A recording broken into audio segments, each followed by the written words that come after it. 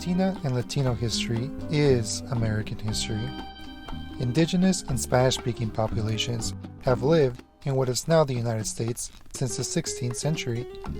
There are nationally recognized Latina and Latino historic sites throughout the United States. Latina and Latino preservation organizations are working tirelessly to preserve many more significant sites, districts, buildings, and structures.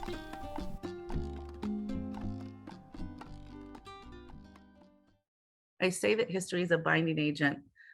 We can all relate to something in a piece of history or learn about something in ourselves. And I think that Latinas and Latinos particularly, helped build this country.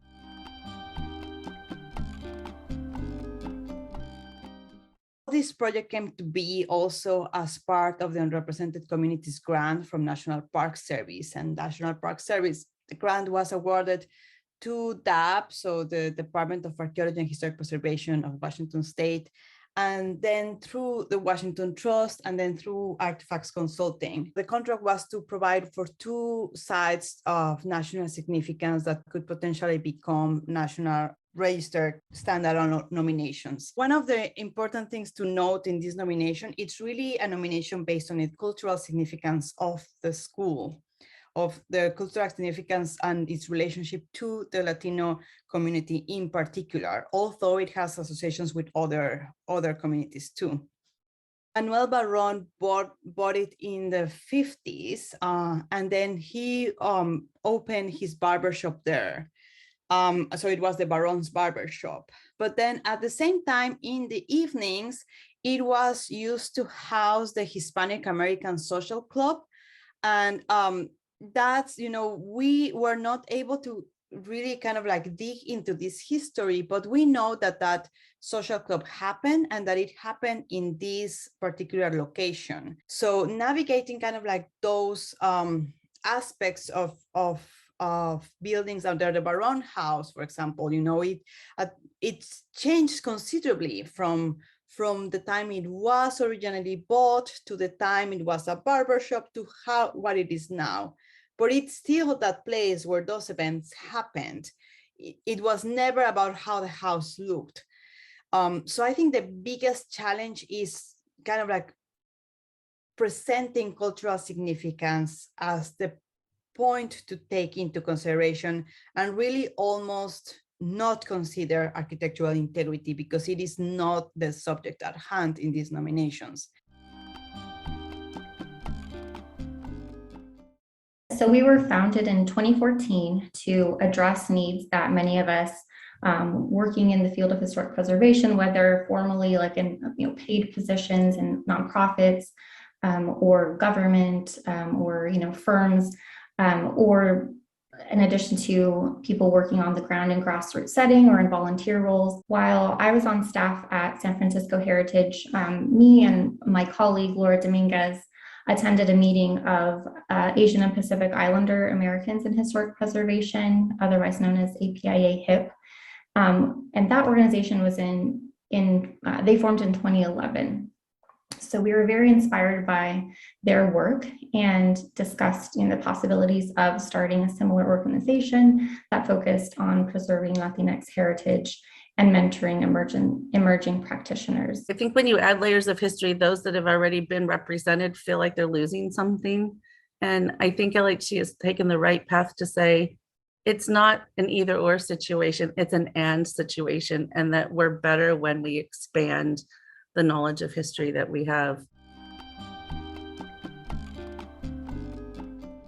I remember growing up in Puerto Rico and as a little kid going to many places that highlighted the 3 main influences in our culture.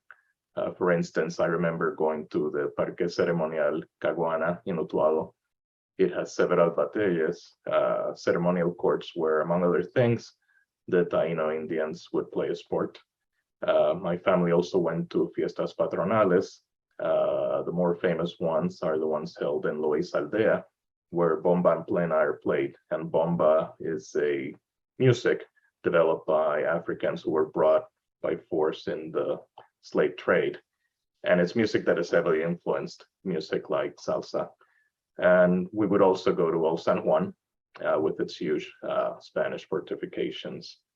And as an adult, I look at these places a little differently, but they've always been places of enjoyment, learning, and internalizing who I am and where I come from. It gives me some comfort to know that there are laws that can protect these places, like Section 106 of the National Historic Preservation Act.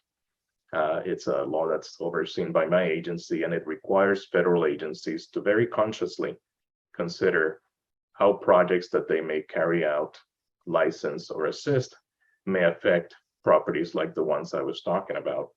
And it provides the public with an opportunity to be heard and to influence how these projects may or may not happen, and how important places of history can be protected. We have a citizen's guide, which we have translated into Spanish to help people better understand how to take advantage of these opportunities.